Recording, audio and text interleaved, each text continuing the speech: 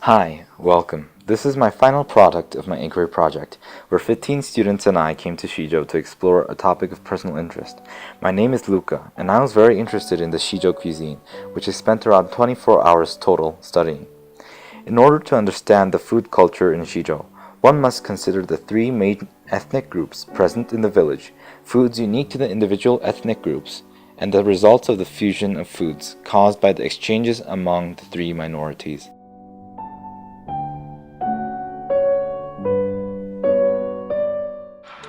There are three main types of ethnic groups here in Shizuou: the Hui, the Bai, and the Han. The Bai take about 85 to 90% of the village, while the Hui take about 15 to 10%, and the rest of the very little percent, less than 1%, are the Hans.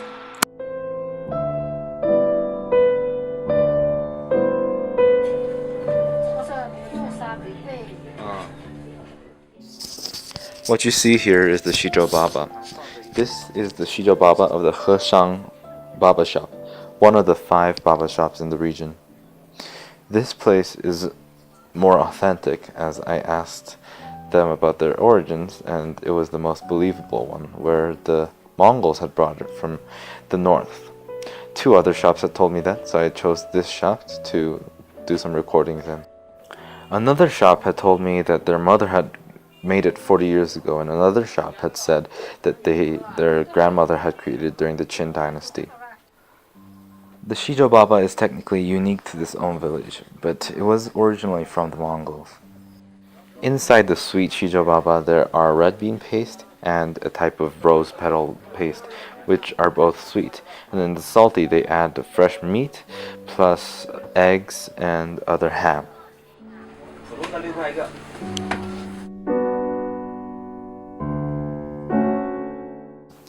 I went to a building the roof party, which is a traditional Bai sort of celebration to give thanks to those who build the house.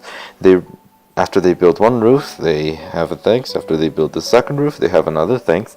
After they finish the house and the house is habitable, they finally have a final Badawan celebration.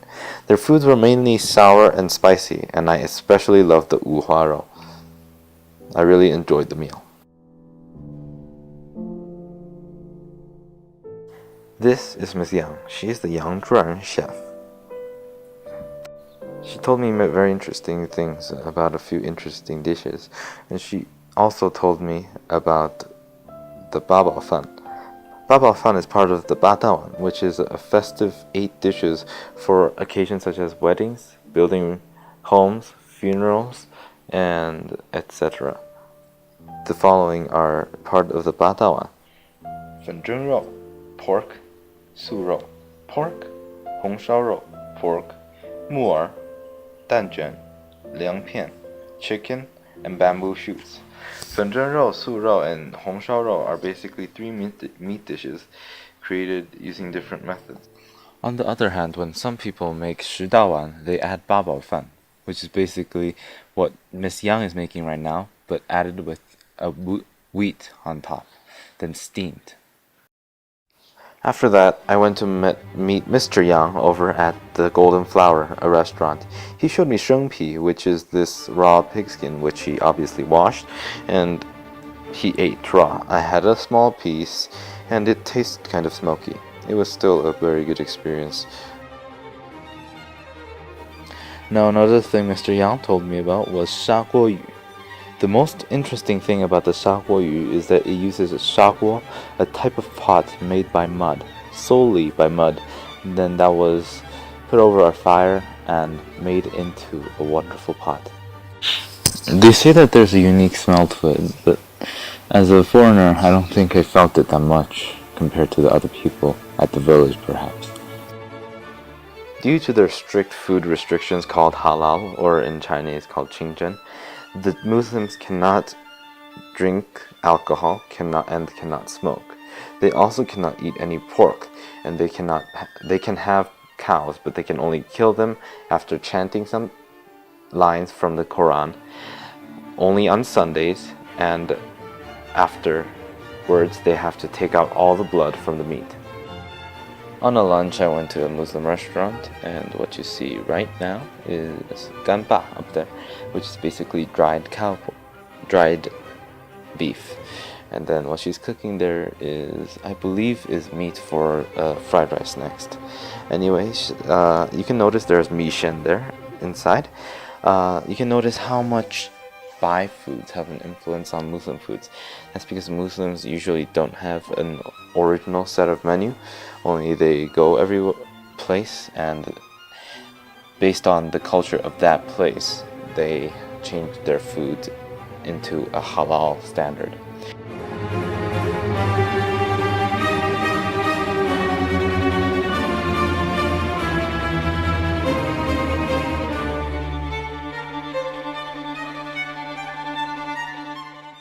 Now as she's making my buddy's fried rice, you can notice that she puts absolutely no MSG later on, because MSG is considered impure.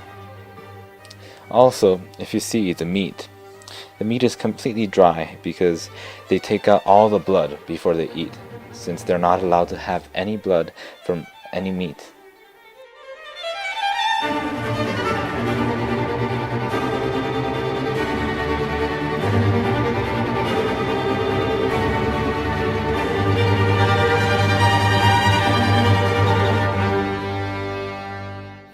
Now, as I said earlier, there are lots of Bai influence into Muslim foods, such as the Badawan. There is a Muslim version of Badawan, and that includes basically the same dishes, only in a beef form.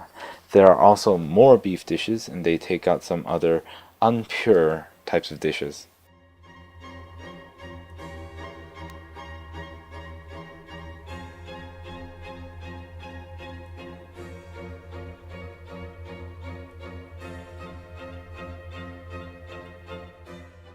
In order to find Han foods in Xizhou, I went to Mr. Zhang's Suanlaiyu restaurant. He makes Chongqing foods over there, and he's an excellent chef. He's been chef for 30 years.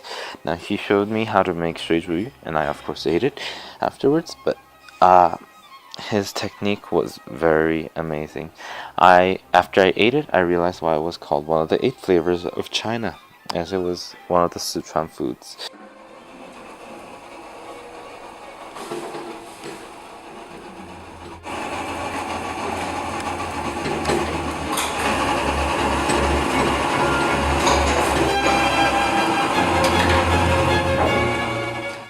Of course, to this he has to add a little more spicy because of their spicy culture back in Sichuan.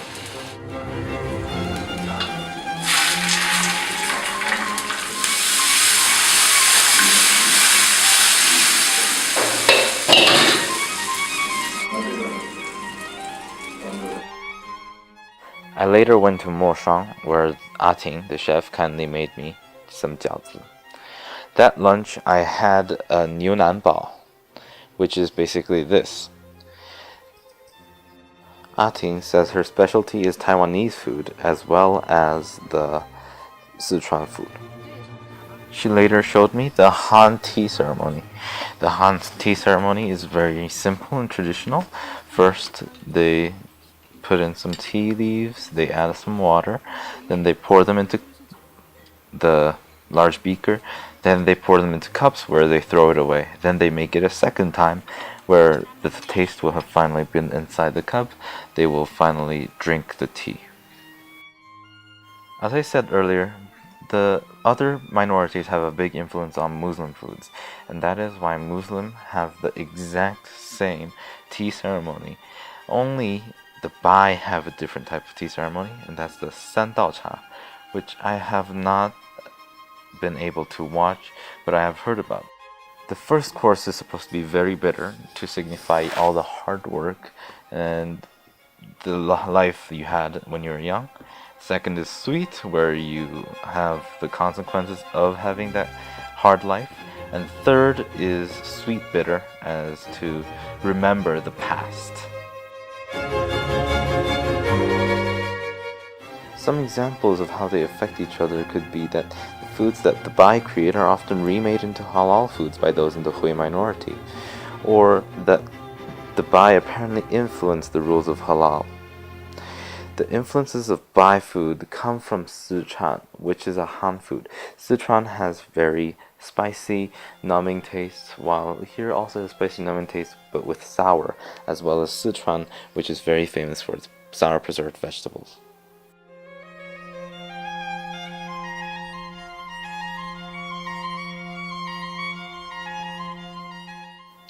What did I learn from this food learning journey? I did not only learn how foods are supposed to be made, or how foods are really good, and how minorities affect each other through foods, but I also learned that everything has a ripple effect.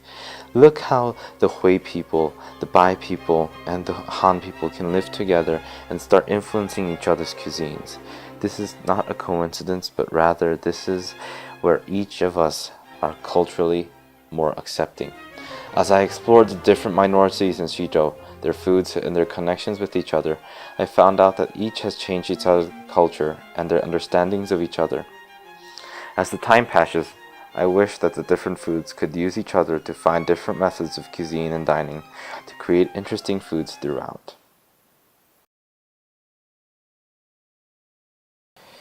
On the past month in Xizhou, I have learned so many things, more than I could possibly learn in Shanghai. I learned through mistakes, experiencing life, and wrong myself. I would like to firstly thank Mr. T and Miss Mai for choosing me to go on this trip, as it revealed so much about me. I would like to thank the staff for always being there for us, even if we might not know it. I would also like to thank my parents for letting me go on this trip to experience such a wonderful place. And I would finally like to thank all the people of the village for putting up with the 16 kids from Shanghai that came to know more about themselves and the village itself. I feel that this once-in-a-lifetime learning journey has been able to show me who I really am. And I am really grateful for that.